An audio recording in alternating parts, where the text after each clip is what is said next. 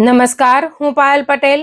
અમેરિકાના તારીખ 26 જુલાઈ 2026ના આજના 3 મહત્વના સમાચારની વાત કરીએ તો અમેરિકા જવાનો કે ત્યાં સ્થાયી થવાનો પ્લાન છે. 1 ઓગસ્ટથી અમલી બનતા આ 6 મોટા બદલાવો તમારા ખિસ્સા, વિઝા અને ગ્રીન કાર્ડ પર ભારે પડી શકે છે. શું છે આ નવો કાયદો જેણે ભારતીયોની ઊંઘ ઉડાડી દીધી છે? શું શિકાગો કોર્ટ બની રહી છે ડિપોર્ટેશન ફેક્ટરી? અચાનક એવું તે શું બદલાયું કે દર 52 સેકન્ડે ડિપોર્ટેશન ઓર્ડર છૂટી રહ્યા છે? જાણો કેમ હજારો અસાયલમ સિકર્સ પર અમેરિકા છોડવાની તલવાર લટકી રહી છે. ઓહાયોમાં એક રેડ લાઇટે છીનવી લીધું 21 વર્ષીય તેજસ્વી ભારતીય વિદ્યાર્થીનું ડોક્ટર બનવાનું સપનું. પૂર ઝડપે આવતી મસ્ટાંગ કાર પાછળનું કાળું સત્ય શું હતું? જાણો કોણ છે આ અકસ્માત પાછળનો ગુનેગાર. બધા સમાચાર જોઈએ વિસ્તારથી. આપ જોતા રહો એનઆરઆઈ પલ્સ.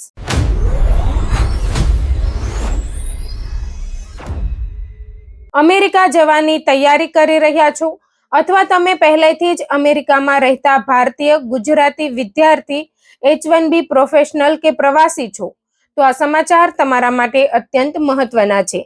કારણ કે 1 ઓગસ્ટ 2026થી અમેરિકામાં એવા 6 મોટા બદલાવો અમલમાં આવી રહ્યા છે જેની સીધી અસર વિઝા ખર્ચ, વિદ્યાર્થીઓના ભવિષ્ય, ગ્રીન કાર્ડની રાહ, એરપોર્ટ પરની તપાસ, ફ્લાઇટ રિફંડ અને આંતરરાષ્ટ્રીય બેન્કિંગ સુધી જોવા મળશે.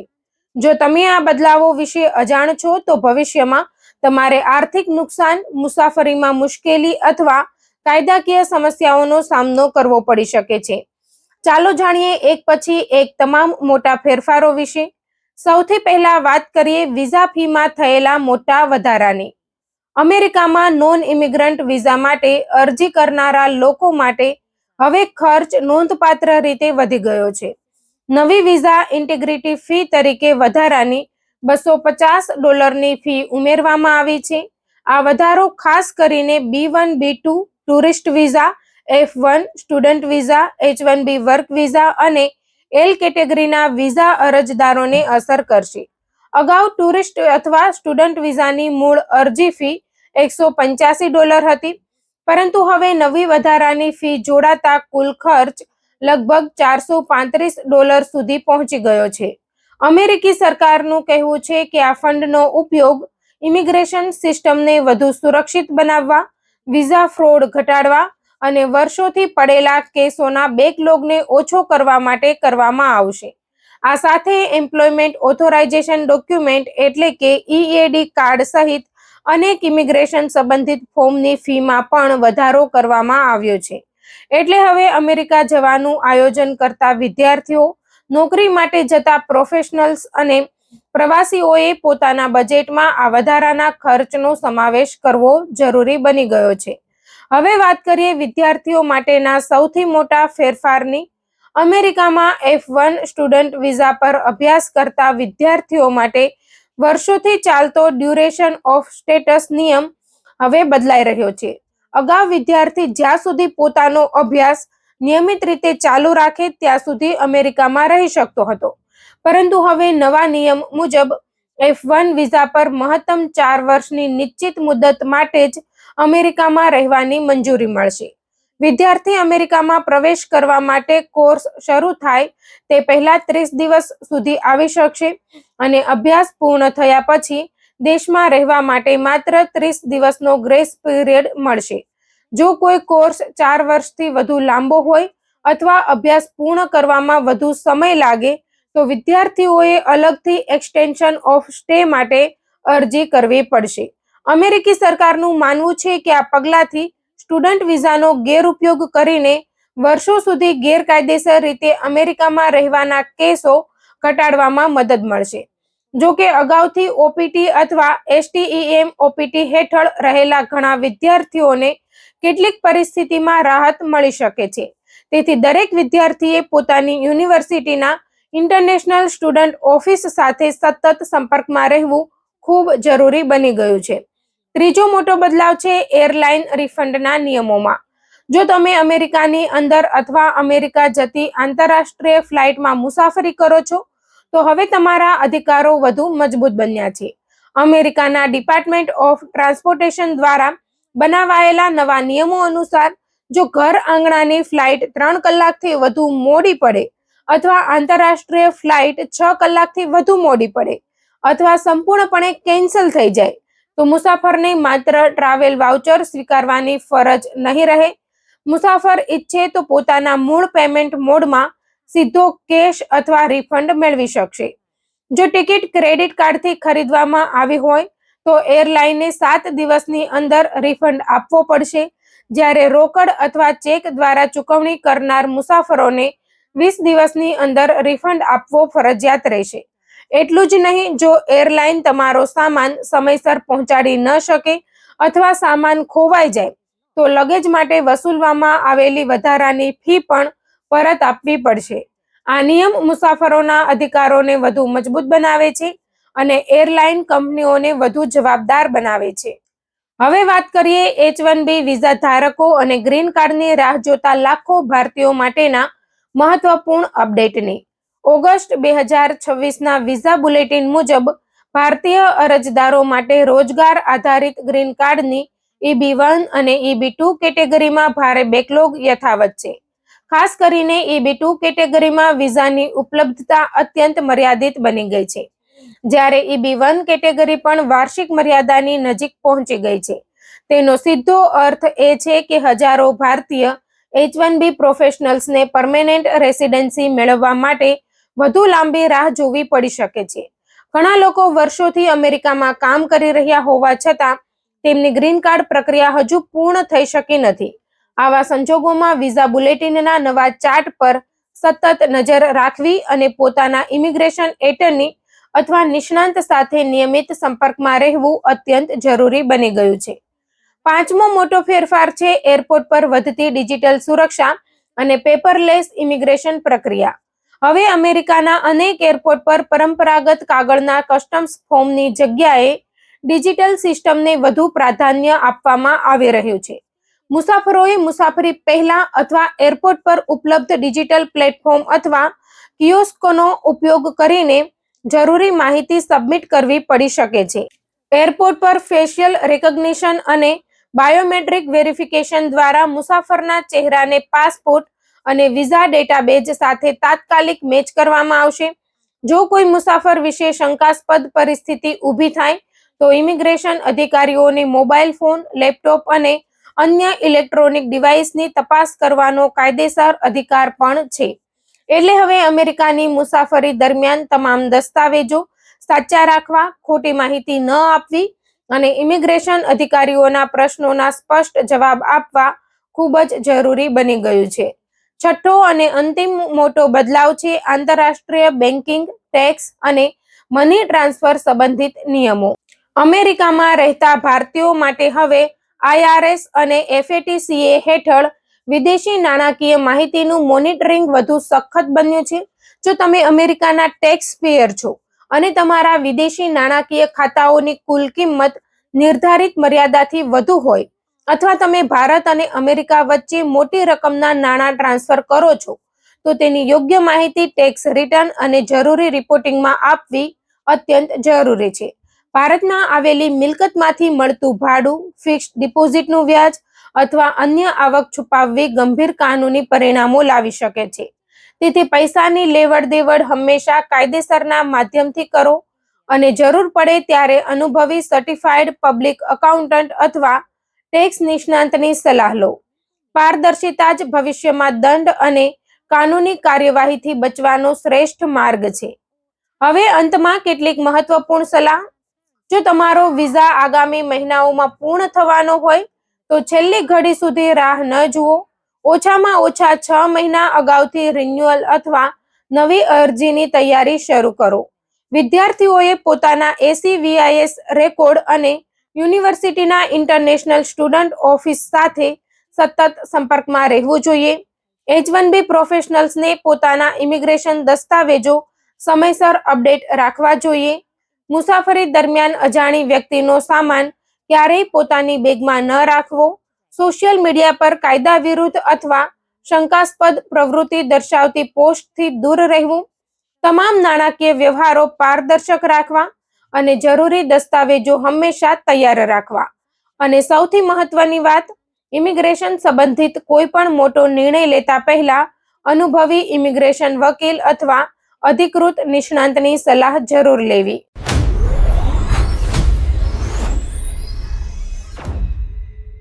અમેરિકામાં રહેતા હજારો ઇમિગ્રન્ટ્સ માટે આજે એક ખૂબ જ મહત્વપૂર્ણ અને ચિંતાજનક સમાચાર સામે આવ્યા છે. ખાસ કરીને જો તમારો અસાયલમનો કેસ શિકાગો ઇમિગ્રેશન કોર્ટમાં પેન્ડિંગ છે, અથવા તમારા પરિવારનો કોઈ સભ્ય ઇલિનોય અથવા વિસ્કોન્સિન રાજ્યમાં રહે છે અને ઇમિગ્રેશન કોર્ટની કાર્યવાહીનો સામનો કરી રહ્યો છે, તો આ અહેવાલ તમારા માટે અત્યંત મહત્વનો છે. કારણ કે શિકાગો ઇમિગ્રેશન કોર્ટમાં છેલ્લા કેટલાક મહિનાઓથી જે ઝડપે કાર્યવાહી થઈ રહી છે, તેણે હજારો ઇમિગ્રન્ટ્સમાં ચિંતા વધારી છે.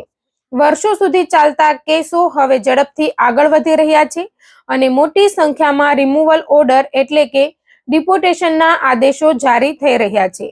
અનેક ઇમિગ્રેશન વકીલો તો ખુલ્લેઆમ કહી રહ્યા છે કે શિકાગો ઇમિગ્રેશન કોર્ટ હવે ડિપોર્ટેશન ફેક્ટરીમાં બદલાઈ ગઈ છે.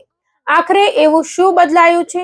શા માટે હજારો લોકો હવે ગમે ત્યારે કોર્ટમાં હાજર રહેવા માટે તૈયાર રહેવા મજબૂર બન્યા છે?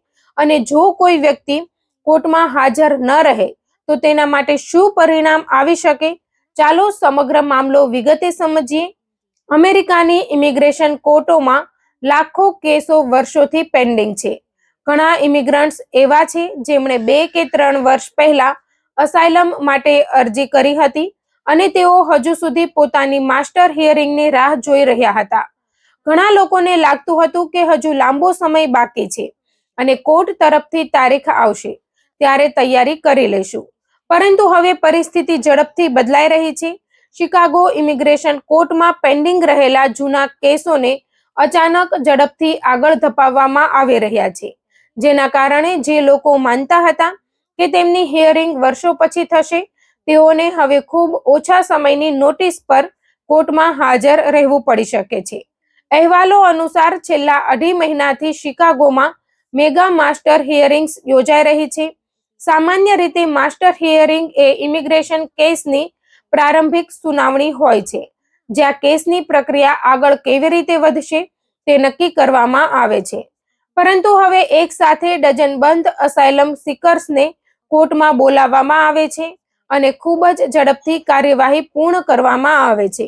અગાઉ જ્યાં આઈસ દ્વારા આક્રમક ધરપકડ અભિયાનની ચર્ચા થતી હતી, ત્યાં હવે કોર્ટ મારફતે કાયદેસરની પ્રક્રિયાથી ઝડપથી રિમૂવલ ઓર્ડર મેળવવા પર ભાર મુકાતો જોવા મળી રહ્યો છે. આંકડાઓ પણ પરિસ્થિતિની ગંભીરતા દર્શાવે છે. શિકાગો ઇમિગ્રેશન કોર્ટના અધિકાર ક્ષેત્રમાં માત્ર ઇલિનોય રાજ્ય જ નહીં, પરંતુ વિસ્કોન્સિન રાજ્ય પણ આવે છે. જૂન 2026 દરમિયાન આ કોર્ટ દ્વારા અંદાજે 7,100 જેટલા રિમૂવલ ઓર્ડર એટલે કે 7100 જેટલા રિમૂવલ ઓર્ડર જારી કરવામાં આવ્યા હોવાનું જણાવવામાં આવે છે. જો તેની સરખામણી વર્ષ 2024 સાથે કરવામાં આવે તો તે સમયે દર મહિને લગભગ 1000 જેટલા જ રિમૂવલ ઓર્ડર બહાર પડતા હતા. એટલે કે માત્ર 2 વર્ષમાં જ તેમાં લગભગ 7 ગણો વધારો નોંધાયો છે. આ જ કારણ છે કે જૂન 2026 દરમિયાન સમગ્ર અમેરિકામાં સૌથી વધુ ડિપોર્ટેશન ઓર્ડર જારી કરનાર કોર્ટ તરીકે શિકાગો પ્રથમ સ્થાને પહોંચી ગઈ હોવાનું જણાવવામાં આવે છે. ત્યારબાદ ડલ્લાસ, ન્યુયોર્ક અને હ્યુસ્ટનનો ક્રમ આવે છે. સૌથી આશ્ચર્યજનક વાત તો એ છે કે એક જ દિવસમાં 551 જેટલા રિમૂવલ ઓર્ડર જારી કરવાનો રેકોર્ડ નોંધાયો હતો. જો આ આંકડાની સરેરાશ કાઢવામાં આવે તો લગભગ દર 52 સેકન્ડે એક નવો રિમૂવલ ઓર્ડર બહાર પડ્યો હતો. આ માત્ર એક આંકડો નથી, પરંતુ એ દર્શાવે છે કે કોર્ટની કાર્યવાહી કેટલી ઝડપી બની ગઈ છે. સરકાર તરફથી આ સમગ્ર કાર્યવાહી પાછળનું કારણ પણ આપવામાં આવ્યું છે. જસ્ટિસ ડિપાર્ટમેન્ટનું કહેવું છે કે સમગ્ર અમેરિકાની ઇમિગ્રેશન કોર્ટોમાં લગભગ 30 લાખ જેટલા કેસો પેન્ડિંગ છે. આ બેકલોગ વર્ષોથી વધતો રહ્યો છે અને તેને ઘટાડવા માટે કેસોની ઝડપથી સુનાવણી કરવી જરૂરી છે. સરકારનું માનવું છે કે કોર્ટની કાર્યક્ષમતા વધારવાથી પેન્ડિંગ કેસો ઝડપથી પૂર્ણ થશે અને ઇમિગ્રેશન સિસ્ટમ વધુ અસરકારક બનશે. પરંતુ બીજી તરફ ઇમિગ્રેશન વકીલોનું મત અલગ છે. ઘણા અનુભવી ઇમિગ્રેશન એટર્નીઓનો આરોપ છે કે અસાયલમ માંગનારાઓને પૂરતો સમય આપવામાં આવતો નથી. તેમની દલીલો અને પુરાવાઓને યોગ્ય રીતે સાંભળ્યા વગર ઝડપથી કાર્યવાહી પૂર્ણ કરવામાં આવી રહી છે. કેટલાક વકીલોએ તો એવી ટિપ્પણી પણ કરી છે કે હાલની સ્થિતિમાં Chicago immigration court deportation factory જેવી બની ગઈ છે, જ્યાં કેસોની ગુણવત્તા કરતાં સંખ્યાને વધુ મહત્વ આપવામાં આવી રહ્યું છે. કોર્ટની અંદરની પ્રક્રિયામાં પણ મોટા ફેરફારો જોવા મળી રહ્યા છે. દરરોજ મેગા માસ્ટર હિયરિંગ યોજાય છે, જેમાં એક સાથે મોટી સંખ્યામાં લોકોને બોલાવવામાં આવે છે. જજ હાજરી નોંધે છે અને ત્યારબાદ કેસોની કાર્યવાહી શરૂ થાય છે.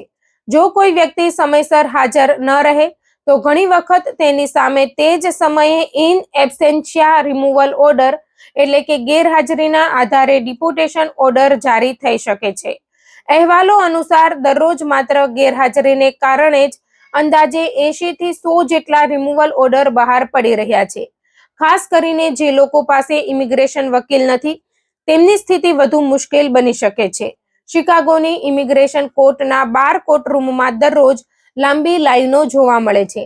કેટલાક અહેવાલો મુજબ વકીલ વગર આવેલા લોકોને જરૂરી દસ્તાવેજો પર સહી કરાવવામાં આવે છે અને અગાઉ જ્યાં કેસ પૂર્ણ થવામાં વર્ષો લાગતા હતા, ત્યાં હવે માત્ર 6 થી 12 મહિનાની અંદર કાર્યવાહી પૂર્ણ થઈ શકે છે.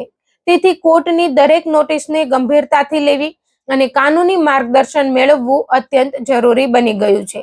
આ ઉપરાંત કોર્ટના સ્ટાફ પર પણ કેસો ઝડપથી પૂર્ણ કરવાનો દબાણ હોવાની ચર્ચા ચાલી રહી છે.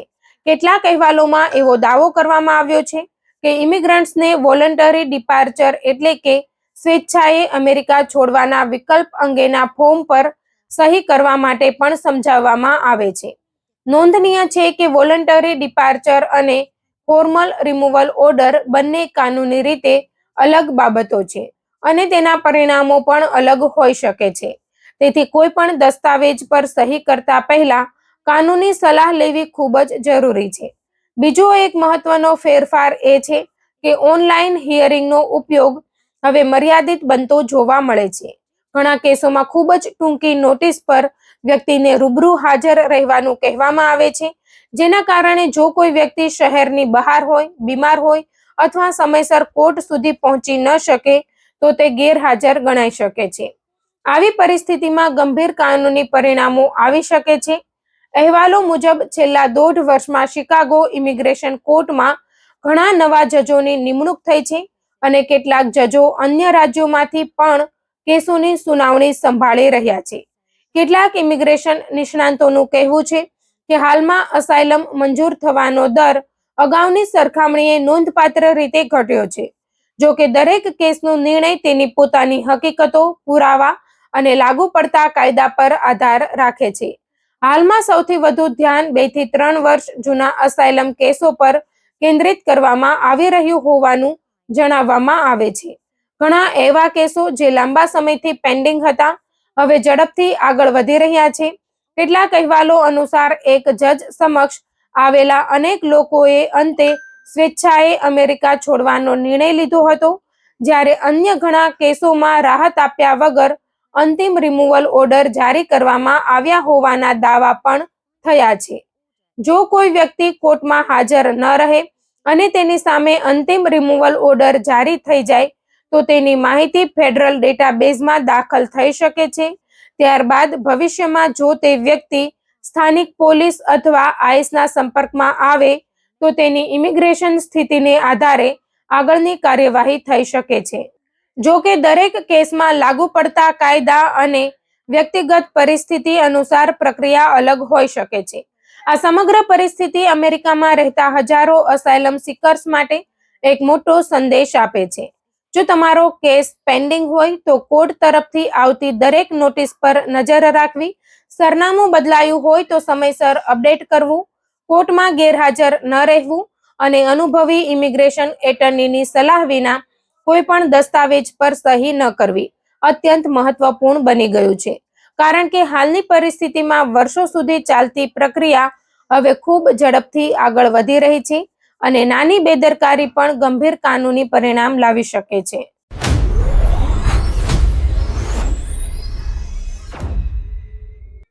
અમેરિકાના ઓહાયો રાજ્યમાંથી એક અત્યંત દુઃખદ અને હૃદયદ્રાવક સમાચાર સામે આવ્યા છે. એક એવો અકસ્માત કે જેણે માત્ર એક પરિવારનું નહીં પરંતુ આખી યુનિવર્સિટી અને ભારતીય સમુદાયનું હૃદય તોડી નાખ્યું છે. માત્ર 21 વર્ષનો એક તેજસ્વી વિદ્યાર્થી જેના સપના હતા ડોક્ટર બનવાના, માનવ જાતને ગંભીર મગજની બીમારીઓમાંથી બચાવવાના અને સંશોધન દ્વારા હજારો લોકોને નવું જીવન આપવાના, તે આજે આપણી વચ્ચે નથી.